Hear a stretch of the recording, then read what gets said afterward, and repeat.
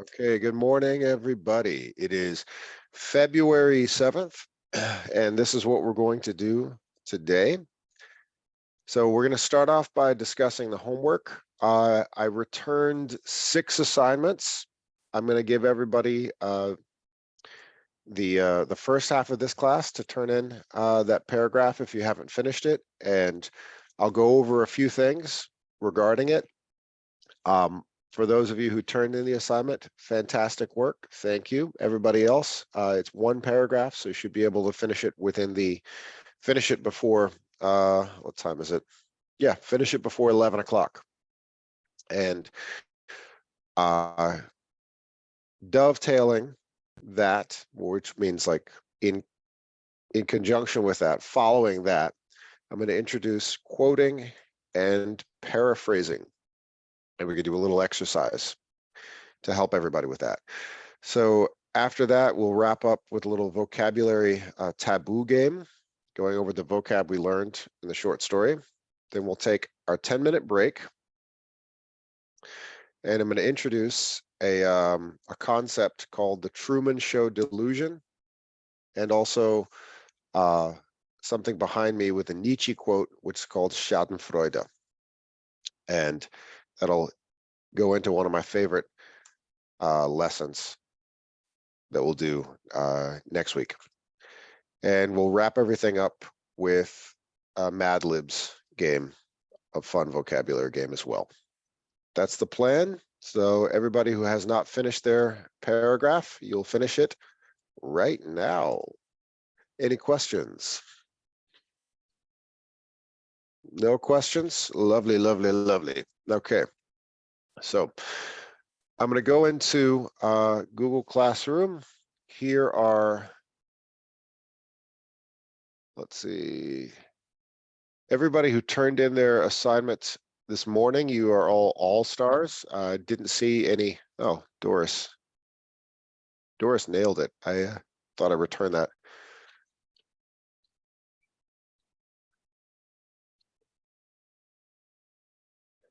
Let's see. So, yes, everybody who turned in their assignment on time generally got a wonderful grade. I don't even think I gave anybody a 70%. Everybody was like 8, 9, or 10 out of 10. The only people who reduced a few points were just minor grammar issues. So, oh, Fraertes, I thought you did turn yours in. Oh, anyway, so everybody else get to work right now. You can turn that in before 11 o'clock today. Let's see. I'm going to ask for one volunteer who is here who turned their work in.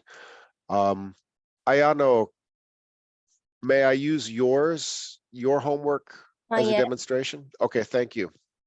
So Ayano followed the assignment perfectly. So I gave her a 10 out of 10. So, but I'm going to go into hers and just remind everybody how Google Classroom works. So, all right. So you see where the comments are. She met the word count, very short paragraph, just 35 to 50 words. She was right in there at about 38, 40 words, really short, and she answered the question. The question was, in Gary Soto's 7th grade, what does Victor do to impress Teresa, and why doesn't Mr. Bueller expose him? Looks like there was some formatting issue right there. That's a computer malfunction, no problem. So Ayano wrote, Victor pretended that he knew French. He nailed the past tense, knew. Actually, he didn't know what to say in French. But Mr. Bueller didn't expose him because Mr. Bueller understands the situation. He remembered that he had an experience similar to Victor. When he was a college student, he wanted to be regarded as a cool man by a girlfriend. So yes, excellent job.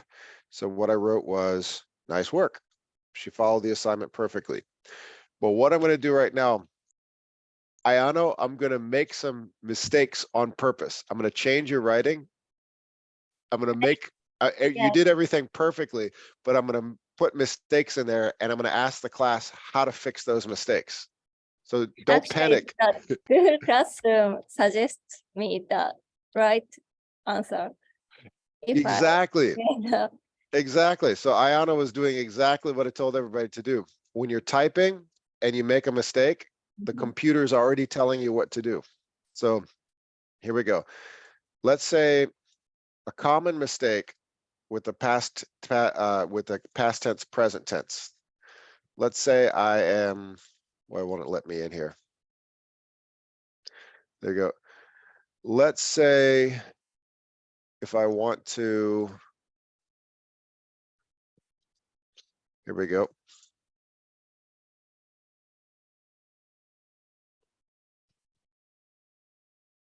Looks like it's slowing me down here. Okay. Let's say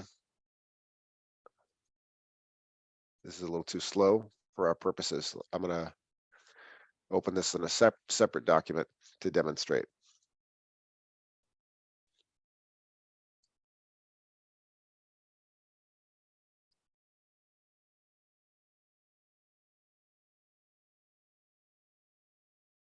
Why is this not opening? It's probably in my Google Classroom. Hold on. Okay. It's behaving a little slow there. There we go. So now I've got her work in a separate document. Let's say, and I'll fix this right here. That was a computer malfunction. All right. So right now there's no mistakes, but let's say I change it to a common mistake with the past and present tense. Victor pretended that he know French. And you see how it underlines blue. A lot of people who turn this in confuse the past and present tense. Actually, he didn't know what to say in French. That's correct. But let's say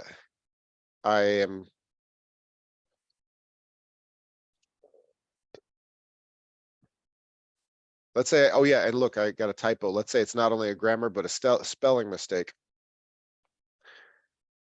He remember, another grammar mistake, when he was, let's lose the particle, another grammar mistake. Okay, so this is a common way when you usually type it out. Usually there's going to be some spelling and grammar mistakes. Ayano, did yours look like this when you first typed it? yes. Perfect. That's perfect. Okay. So just like this is why I'm using yours to demonstrate. Ayano turned hers in with no mistakes at all because she used the spelling and grammar to she let the technology help her. So everybody else who got like a 7 or an 8 out of 10, you turned it in too quickly. You didn't let the computer fix your mistakes. So who can tell me, Ayano already did this, I want to get somebody else. Let's say the first sentence, Victor pretended that he know French. So there's a mistake. You don't have to keep the grammar in your head. Let the computer fix it for you. Who can tell me what to do here? Change the no to the simple past. Well, you're right. But Fatima, you're doing it the hard way. You're remembering all those grammar rules in your head. There's an easy way to do it. What should I do? Just click in the blue thing. Right, exactly. And you want to do left click. See how I'm doing this with my finger? If I'm a righty, I do the left click.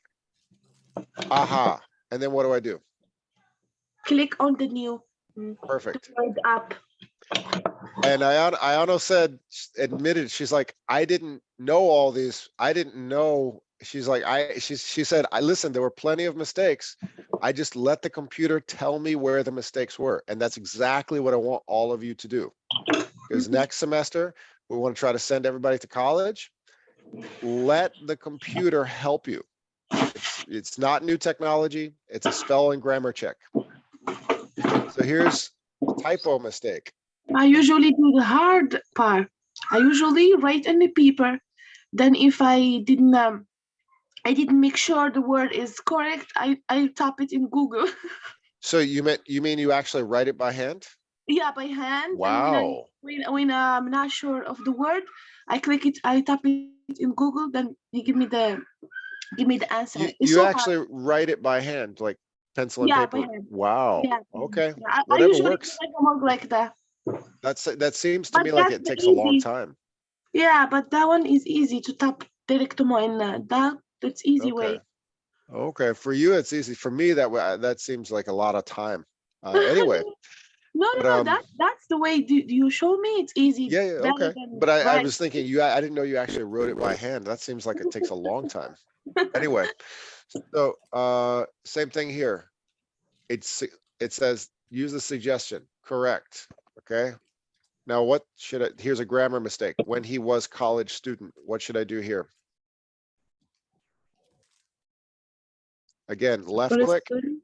and it tells me to put the particle Yes. a. Boom. And there's another. This is past tense remembered. There you go. So thank you, Ayano, for letting me mess up all your work and then fix it all over again to put it back exactly the way it was. So that's the demonstration that I wanted to do here. Fabulous job. Everybody who has not turned in their work, I'm going to give you till 11 o'clock. We want to get this done. And to do this, I'll put you all into breakout rooms and I'll make sure that one person who has finished completely the assignment.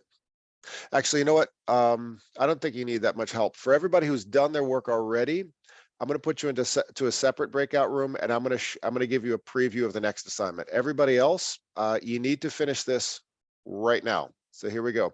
So if you have not turned in your assignment, I'm going to put you in separate breakout rooms. Everybody who has turned in their assignment, I'm going to give you a heads up for the next thing we're going to do. So here we go. No need to punish people for doing their work on time. So here we go.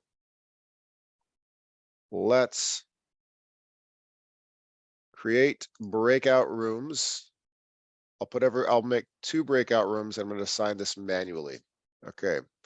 So first room, everybody who has finished their work on time. Second room, everybody who is catching up. Here we go. All right, so room 1, we're going to have Clary. Actually, Clary couldn't make it today. So room 1, Monica. Room 2, let's see, Doris, Monica, Ayano, Shamara. Shamara is not here. All right, so Ayano and Shamara, I'm going to give you a heads up for the next assignment we're going to do. Everybody else, you're going to go into a separate breakout room and you're going to finish this assignment right now.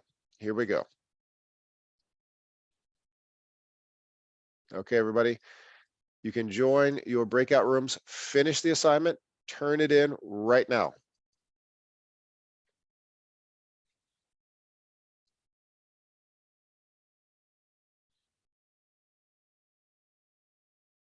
Right now. This is a psychological term. And here we go. And I want everyone to say this with me. Schadenfreude. Schadenfreude. Good. Schadenfreude. Schadenfreude. Good. And this is the definition of it.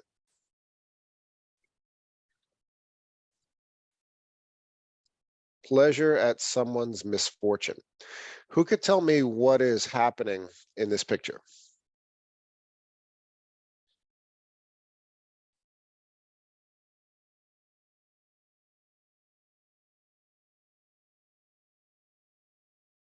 Take a minute and try to raise your hand if you could describe what's going on in this picture.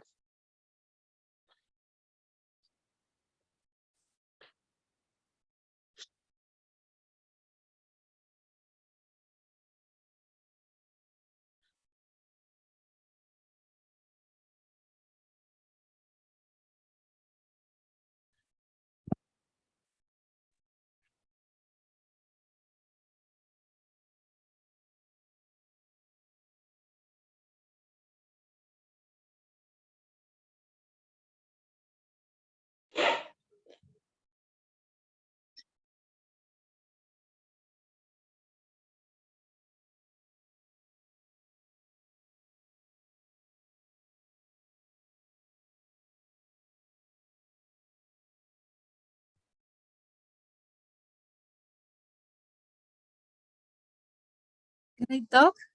Yeah, I said, I asked everybody, raise your hand if you, I said, raise your hand, and nobody raised their hand. So I figured everybody was deep in thought. So I was like, okay, go for it. I just see Uh, nobody. Does everybody remember how to use their hand raising emoji? I never know how to put an emoji in Okay, my well, hand. turn your camera on and raise your real hand then. Okay. Okay, Gracie, tell me what's going on here. I think someone has an accident, but Yes. the other person is joking with that. Laughing at them, yeah, making it, Yes. haha.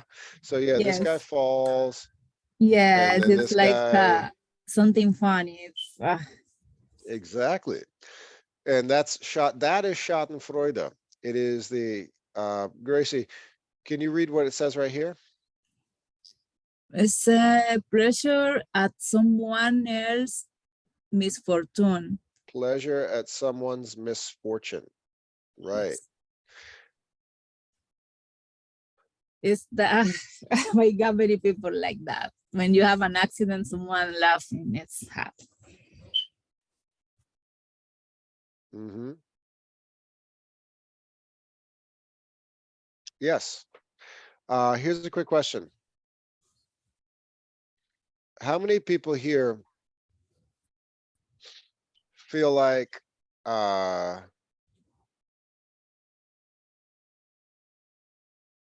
many people here can tell me felt better about their own problems when they found out what happened in Turkey yesterday? Do you understand my question? Can you repeat? All right. What happened in Turkey yesterday? The country, Turkey. Oh, Turkey. Hmm. Oh, I don't know, the sismo. I don't know, saying it's earthquake. Earthquake. Yes. Okay, it there's was earthquake. earthquake? So that, yes, so there's an earthquake in Turkey yesterday. Lots of people, big disaster. Now, Yes. Yeah. when you see what happens in Turkey, how do you feel about your own problems? Oh man, how do I pay my heat bill? Very sad, teacher.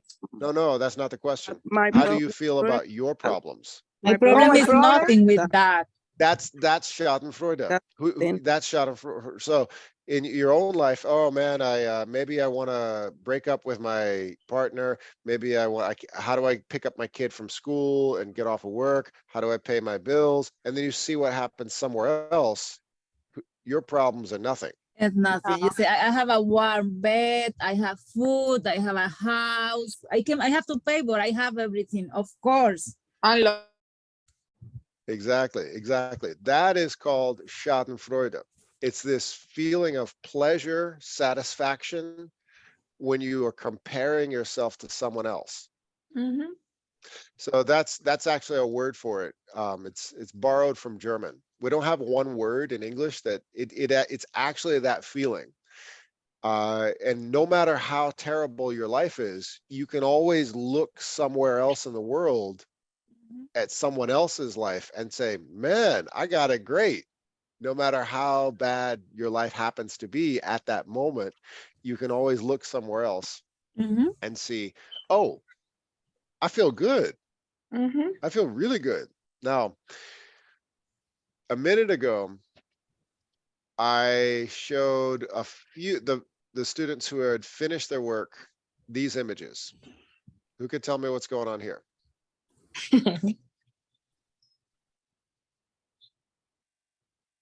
Is it the impression and the real life? I hear giggling. Yeah. This is a familiar story. What about this one? Yes, I familiar remember story. that picture. Yeah. Familiar story. So this is a very familiar story.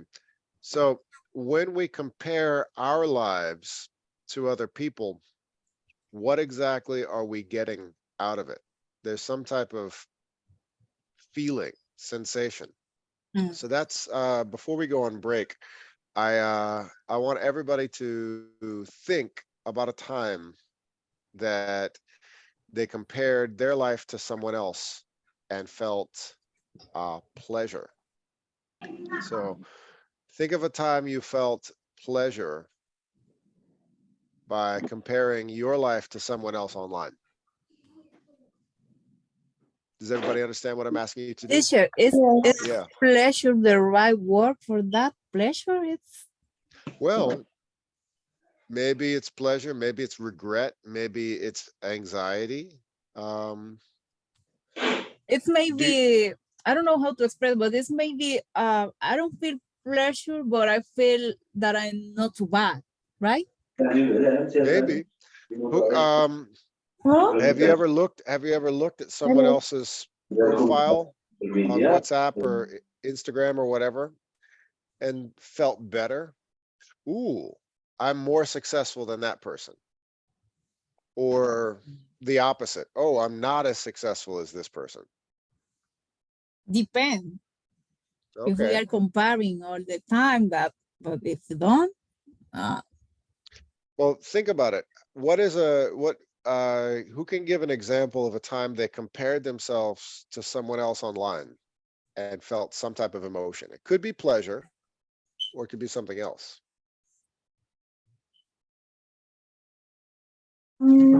Sometime when you watch like social media, you see people going traveling around the world.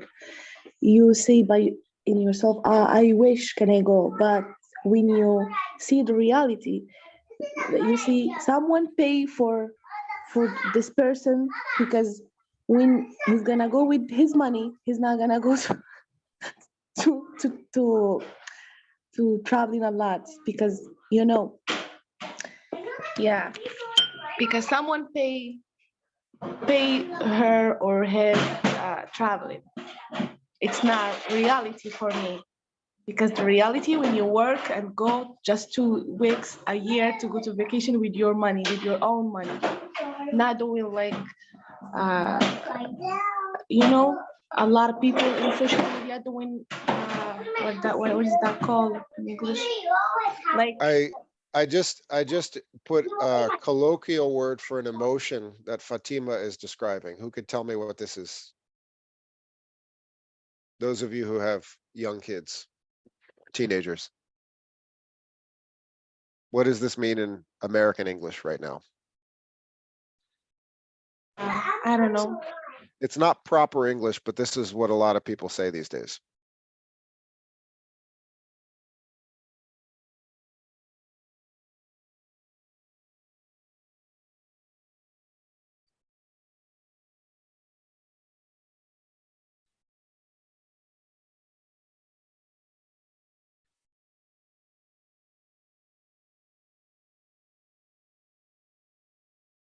What is that?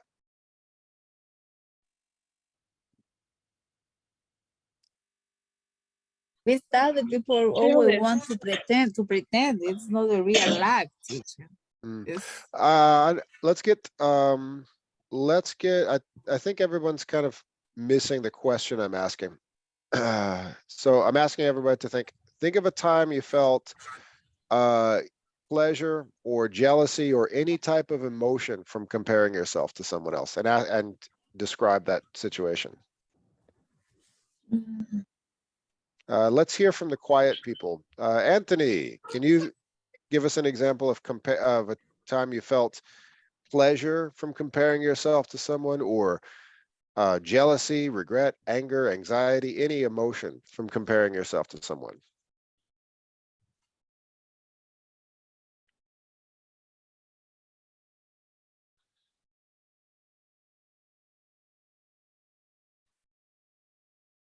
Anthony is quiet. How about Veronica? Wow. I don't know, teacher. Okay, well, this is what we're going to do when we come back. My background is this image of the Schadenfreude, pleasure from someone else's misfortune, and these are the images that I'm going to use for the next topic of conversation to introduce the next assignment. So the more you talk, the more interesting class will be. The less you talk, the less interesting class will be. I will not entertain you. You're gonna have to do the work on your own. All right. I am going to set the timer. It is 11 o'clock and it is now time for our break.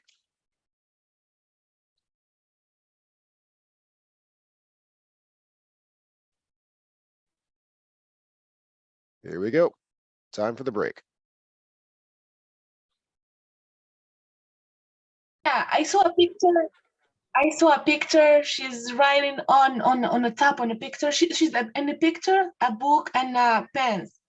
Mhm. And she writes in Arabic. She writes, I'm start studying finally. I was so happy. I sent comment to her. I said, "Oh, good luck for you. What are you studying now?" She said, "Oh, no worry, just a picture." Oh, I was shocked. Just So I she said, said she's "Picture, going no back to worry." school, but she wasn't. No, she wasn't. Just she's sharing a picture in the book. I don't know why. In my, I'm talking with myself in the same time. Why you sharing something you not do it? I don't know. So it was important to her to show that everybody saw her reading a book. Yeah, Great example. yeah. But now here's the question, Fatima. When you saw that, did you think to yourself, oh man, I got to study a little more myself? No, in the first time, Okay. because when I saw the picture, because I know her, she's a married and she she stopped studying. I know my friend. I know her. I said, Right. wow, good luck. Finally, you do the step. I was happy because, and she motivated me a little bit. Mhm. Yeah, but when Motivated. I talked to her, yeah, when I talked to her, I was surprised. Don't believe. That's perfect. You felt motivated by someone else's perception of themselves. I feel motivated. I said, oh, I need to study too. I need to start because I love studying Arabic. And the book when she was studying and the college, it's Arabic. I'm Moroccan. I know how to read Arabic, but I want to know the grammar. I want to know anything from. I wish one day I want to learn, but I Well, surprised. that's exactly what this is. Maybe this is my friend. I say, hey, you look like you've been working out. Maybe I ought to get back to the gym. Actually, no, I haven't been working out. I kind of sit on my couch all day and eat donuts. Yeah, So but it's sometimes exactly the same thing. yeah, you get motivated from people, not jealous. When you're jealous, you feel like, why her, not me? Why he is not me? Why he Fascinating. not me? Motivating each other with kind of these imaginary stories. Yes. Very nice. Very nice. Excellent job, Fatima.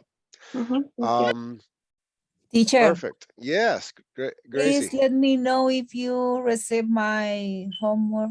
Oh, sure. I'll tell you. Yes, absolutely. Yes? Oh, says it right there. Says it right there. Fatima Shatir. Actually, no, that's Fatima. Gracie. Oh, hang on a second. I'll tell you in one moment. You got it. Certainly.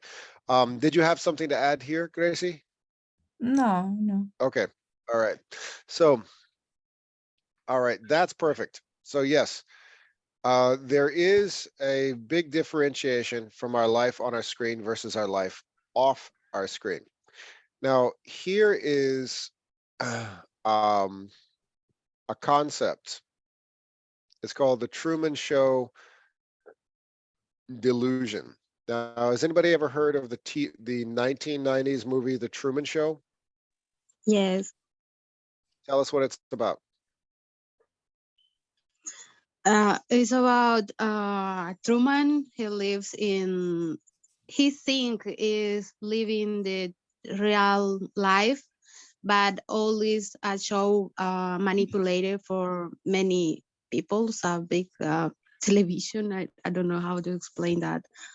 But Yes. he discovered the truth and he feel very bad about the situation. Perfect. So this movie was made, like 25 years ago. And essentially, it's a story about a person who thinks his life is real, but he later finds out that everything around him is rehearsed because it's on camera. And the story of this movie, this older movie, very much explains a lot of the way people behave in the world we live in now in this century, changing the way we behave because we're recording ourselves.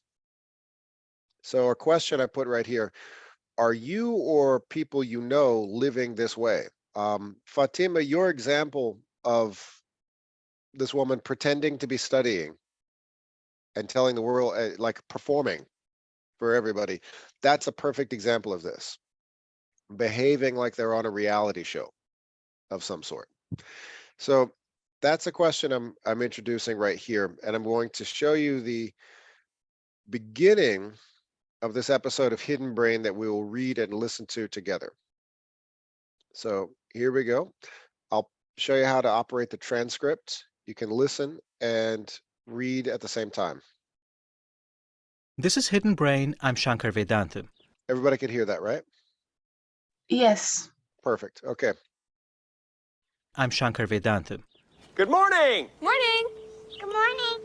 Oh, and in case I don't see you, good afternoon, good evening, and good night. In the 1998 movie, The Truman Show, an insurance adjuster slowly discovers that his entire life is a sham. His wife, his best friend, his neighbors, they're all actors playing roles in a reality show conceived by a mad television producer. When he figures this out, Truman Burbank starts dreaming about escape. But he finds he's trapped. Even the traffic seems coordinated to prevent him from leaving town. Locked at every turn. Beautifully synchronized, don't you agree? You're blaming me for the traffic? Should I?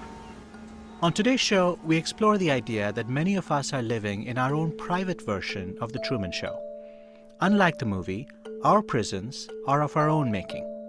They are the fictional worlds we create for ourselves on social media. You're kind of curating your life. Just these very specific moments, the best of the best that you're putting up there with no context. I'm going to stop it right there. So here is the premise of the story we're going to be looking at. The movie The Truman Show is about a guy who's trapped in a TV show and tries to get out. All of his life is fake around him. Fatima, you gave an example of your friend pretending she was studying, and you congratulated her. But then when you talk to her, she goes, "Oh, by the way, I'm not actually studying. I'm just posting a picture of myself holding a book. I'm not really studying." That's pretty much the story right here. He slowly discovers that his entire life is a sham. This word sham means fake. It's all fiction. It's all a joke. And he tries to escape this reality TV show, but nobody will let him out. And then the host of the show says, unlike the movie, would anybody like to read this part that I'm underlining right here? Can I? Sure, please. One. Oh, right down here, right down here. Unlike the movie, Oh. Our Prisons. Mm-hmm. Where? Oh, okay. Right here, yep. In a green line, right? Or Yeah. the blue? Green. On today's show. On It's right here. today. Unlike the movie, yep. Okay. Unlike the movie, our prisons are of our own making. They are fictional words we create for ourselves on social media. Let's stop right there. Mm-hmm. Perfect. What does that mean? Our prisons are of our own making. They are the fictional worlds we create for ourselves. They create the word them like when you create a movie, they create the movie. Like I can explain in English. No. It's you keep going. Who can provide Fatima with the words that she's looking for? The fictional worlds we create for ourselves. Mm-hmm. Somebody else can somebody else give an example of a fictional world one has created for oneself? I will Someone, start, if nobody someone, talks, I'm gonna start opening up all of your WhatsApp profiles and talk about your fictional worlds that you create for yourself. Because some of you look absolutely fabulous on your WhatsApp profiles, and I know that's not real. That's not, if I like knock on your door, you don't look that good. Hold on a second.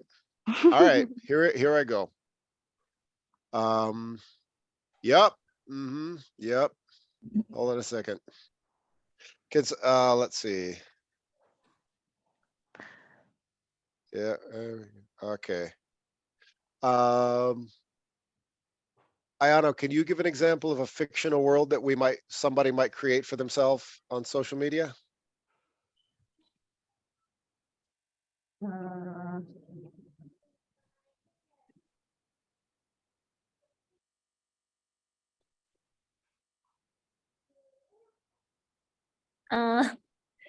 For example, the wife and husband are very close to pretend the close.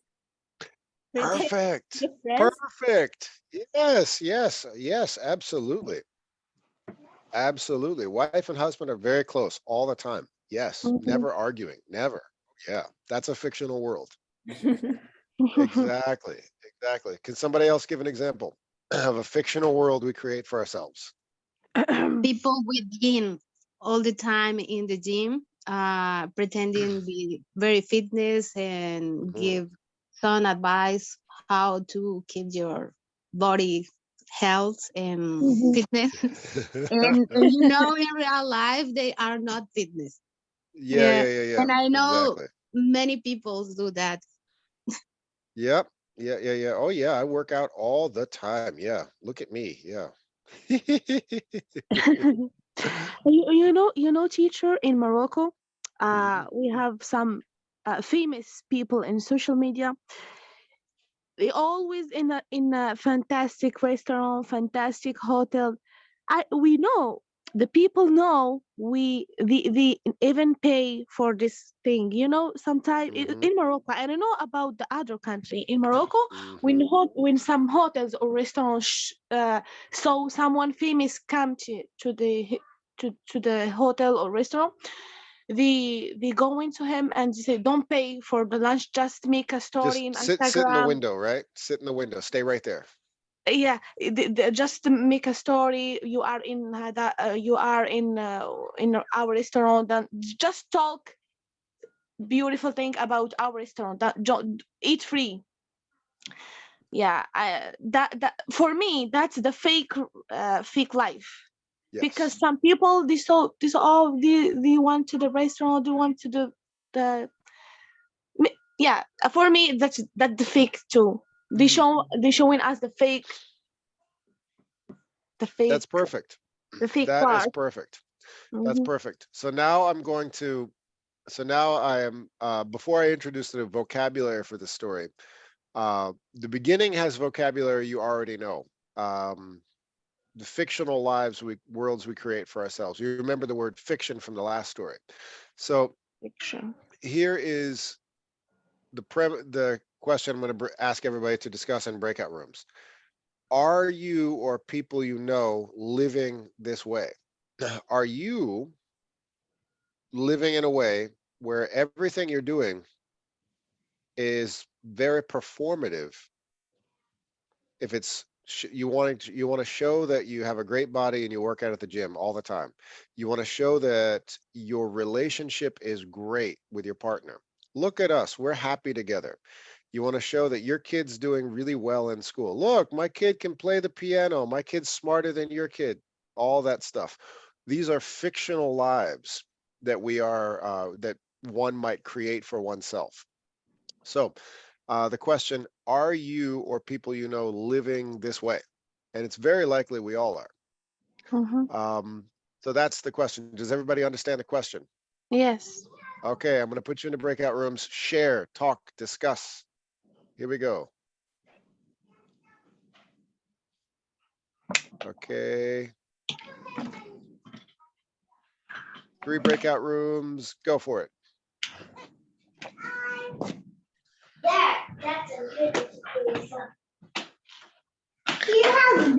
Okay, join your breakout rooms now.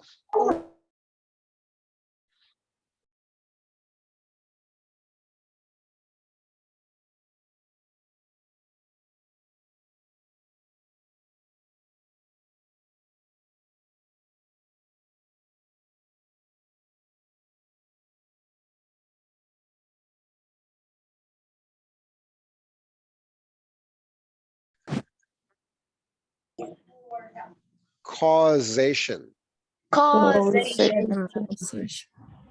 curating, convincing, validation,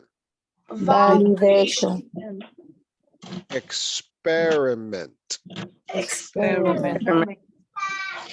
comparison, engagement, chronicled, ambivalence, intuitive, hesitations. Excellent. I'm going to start with the first 4. Okay, ravenous means like extremely hungry or like a strong desire for something. Ravenous. Or like a ferocious appetite for something. Ravenous. Think of desire, hunger, that kind of thing. Correlation. If something is correlating, it's something happening side by side, alongside.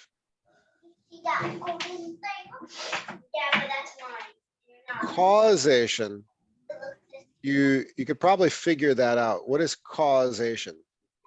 Looks a lot like this word. Something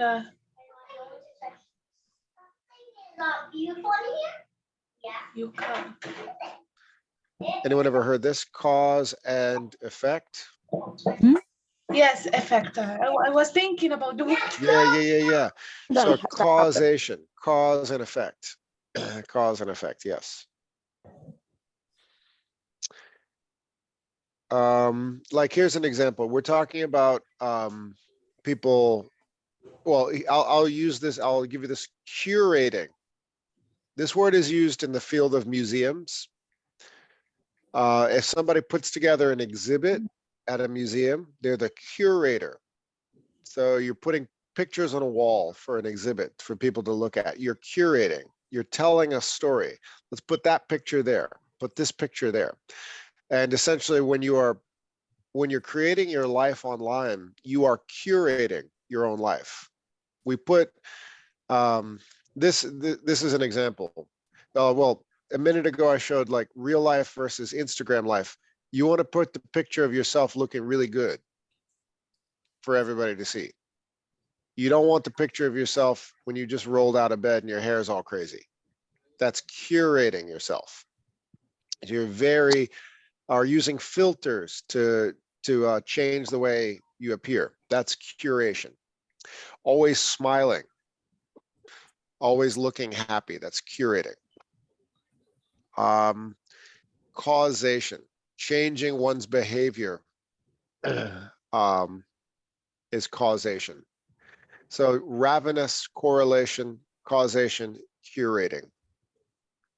4 new vocab words, and the first question that'll be on the next worksheet. Here we go. All right, so the story we're looking at, it's a young woman named Rachel. The question is, why did Rachel feel pressure about settling down and starting a family? So she worked in different parts of the world. She had a job in one country. She'd work a few months. She'd work a year in this place. She'd travel. And she never really stayed in one place for too long. But then she began to feel pressure about settling down and starting a family. So this is a idiom, settling down. In American English, that means staying in one place, starting a family. Or we might even call it, has anyone ever heard this word before?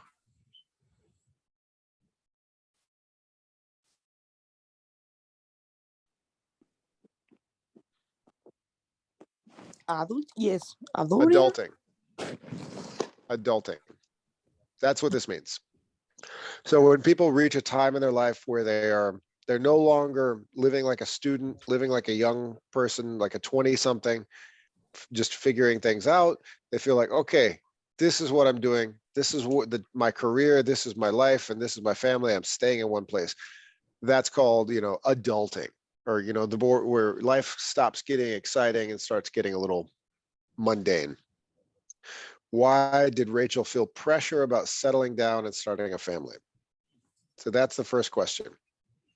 And we'll finish this class today with this question and begin class next week with the same question. And you'll have plenty of time to think about it.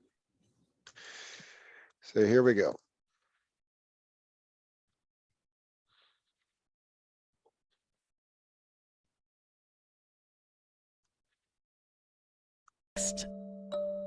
Today, hundreds of strangers might observe intimate details of your life, just like the viewers who observed Truman's private version of The Truman Show. Unlike the movie, our prison is received by a mad television producer. When he figures this out, Truman Burbank starts dreaming about escape. But he finds he's trapped. Even the traffic seems coordinated to prevent him from leaving town. Blocked at every turn. Beautifully synchronized, don't you agree? You're blaming me for the traffic? Should I? On today's show, we explore the idea that many of us are living in our own private version of The Truman Show. Unlike the movie, our prisons are of our own making.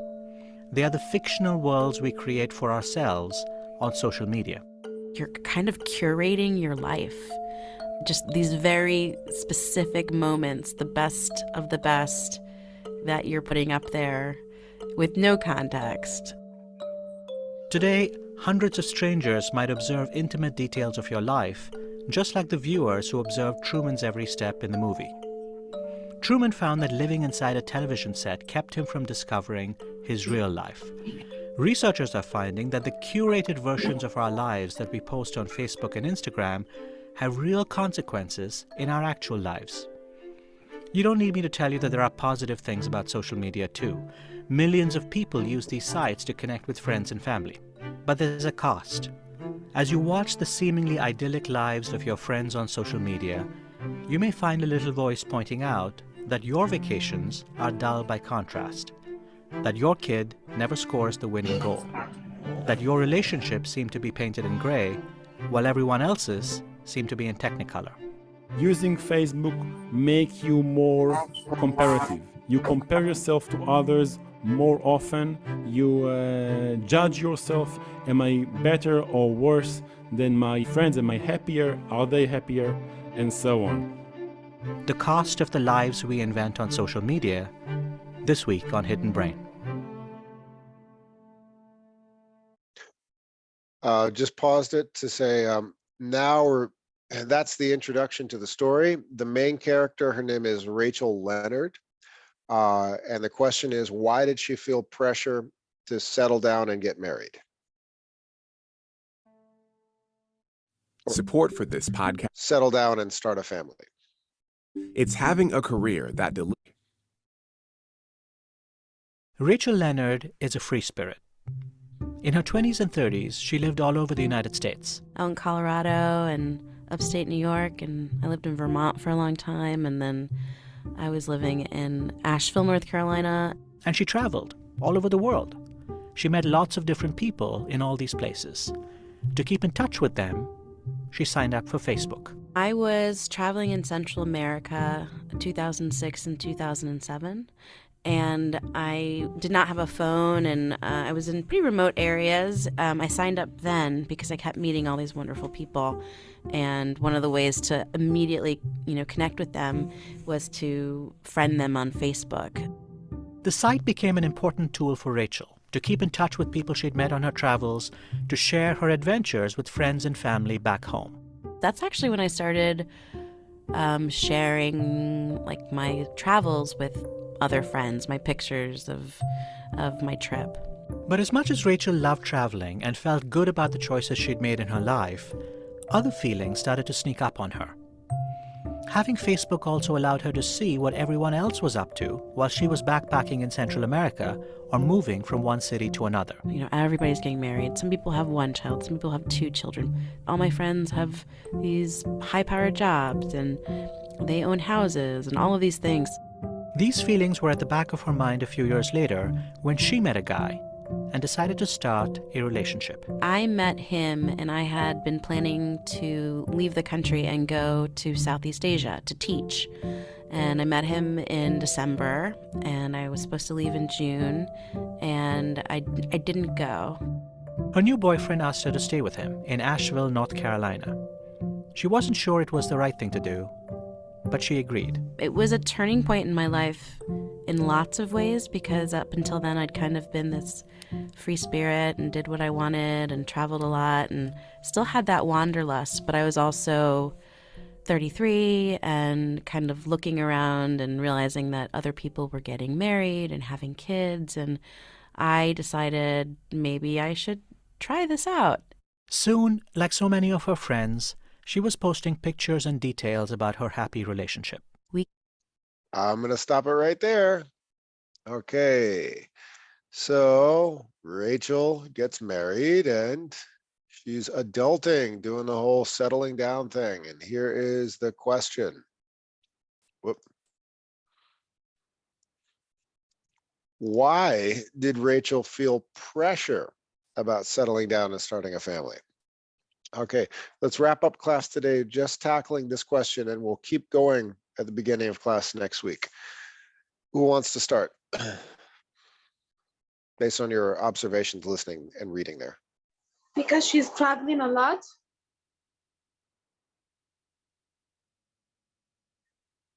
Okay. I think she's working at social media, and the reason why she doesn't she feel confused a little bit because she's traveling a lot, maybe.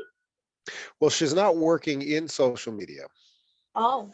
She saw her friends is getting married and have kids, and she feels pressure because she was 33 years and all her friends have kids and get married. Ah, she saw her friends on social media and she felt pressure. Okay. Who can, that's correct, Sandra. Who can say more? Let's give a little more detail. What exactly is she seeing about in regards to her friends?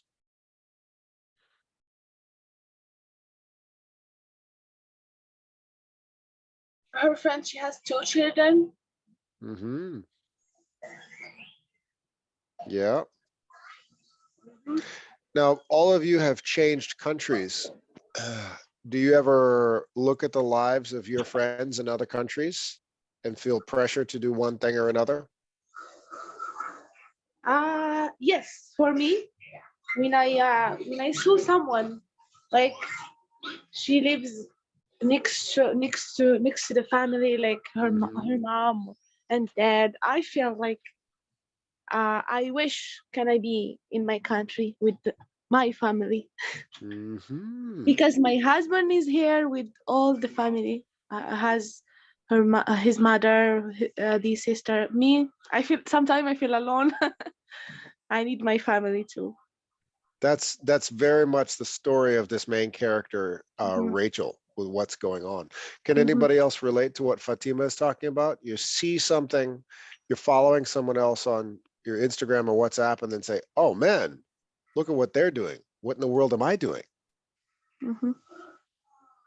Veronica, Monica, Gracie,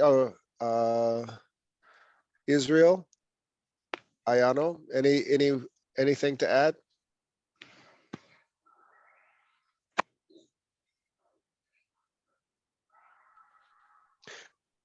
Ayano, you just went back to Japan for about a month. Well, did you feel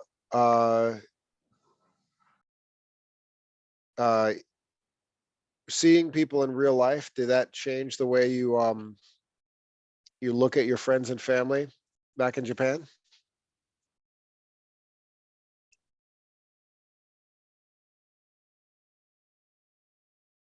I didn't change the way. Okay. All right. So I think everybody knows exactly what this question is, but you wanna think for a while and try to put your answers into more detail for next class. So the question is, why did Rachel feel pressure about settling down and starting a family? Sandra gave a pretty good answer with a lot of detail and a nice complex sentence. Everybody think for a minute, and when you listen to it again, start thinking about vocabulary you want to tell the story and give an answer. All right, we can wrap up class right here. Oh, perfect timing. It's exactly 12 o'clock. I will see you next week. Thank you, teacher. I'm sorry, not next week. Thursday. Thursday. You know what I mean. Thursday. I will see you Thursday. Bye-bye. Bye. Thank you so much. Have a nice day, everyone. You too. Bye-bye. Bye-bye, everyone.